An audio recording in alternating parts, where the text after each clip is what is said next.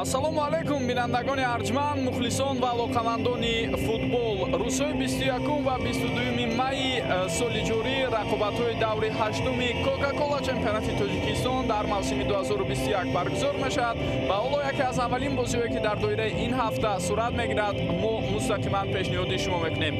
Ҳам чанд лаҳзаи дигари ба шумор боқӣ мондааст. Биёед дар ибтидо ба ҳайатҳои ҳар ду даста назар андозем. Нахуст шурӯъ мекунем аз дастаи мизбон Куктош ки имрӯз бо ҳайати зерин бозиро онҳо оғоз мекунанд.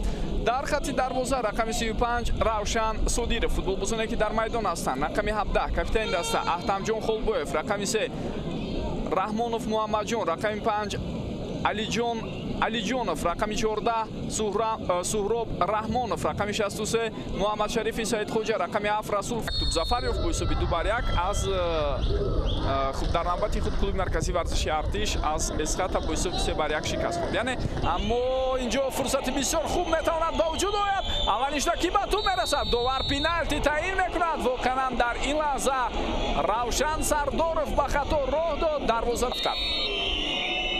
Мабачев дар назди туп, зарбаи ӯ ва ҳамин тавр ҳисоб 1-0 мешавад. бинандагони арҷманд, Шервонӣ ҳам дастҳояшро ба пеш баровард дар оғози бозии имрӯза ва футболбозони клуби марказии варзиши Артиш тавонистанд дар дақиқаи 21-уми рақобат голи аввалинро ба ҳадаф расонанд. бори дигар метавонед бубинед, дарвозабон ба самти чап меҷаҳад, Шервонӣ бошад зарбаро ба самти дигар равон кард ва ҳамин тавр ҳисоб 1-0. Давлатов ба ҳисоб меравад. партоби навбатии туп ба дохили ҷаримагоҳ, як имконияти бисёр олӣ ва чӣ гуна голи зеборо мо шумо мебинем. бинандагони арҷманд, худи футболбоз дар ин лаҳза бовар намекунад ки ба ҳамин тартиб ба дарвозаи ҳариф гол зад. Муҳаммадшарифи Саидхоҷа ва воқеан ҳам зарбаи бо услуби қайчи зебо иҷро кардаи ӯ ба гол табдил меёбад.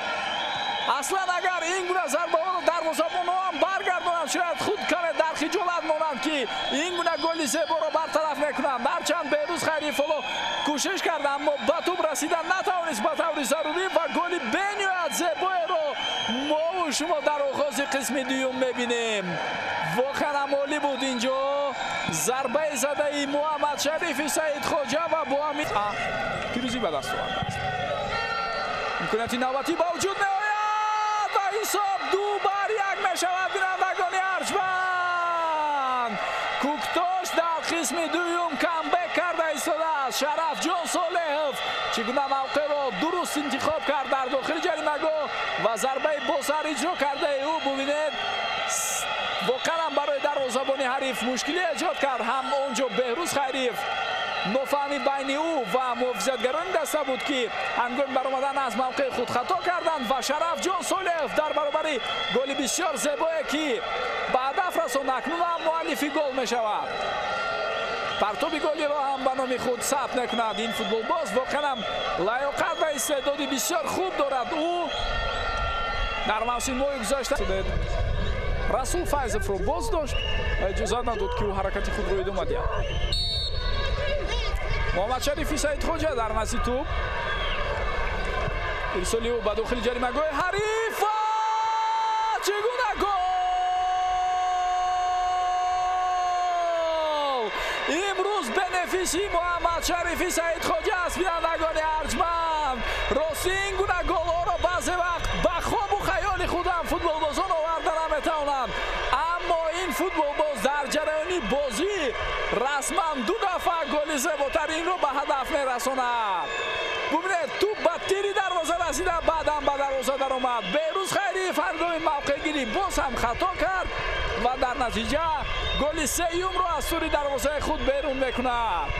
бори дигар Билол Сулаймонов, партоби туп аз ҷониби ӯ, аммо дар маркази майдон футболбозони Куктош ин ҳолатро бартараф карданд ва бо ҳамин бозии имрӯза хотима ёфт. бинандагони арҷманд.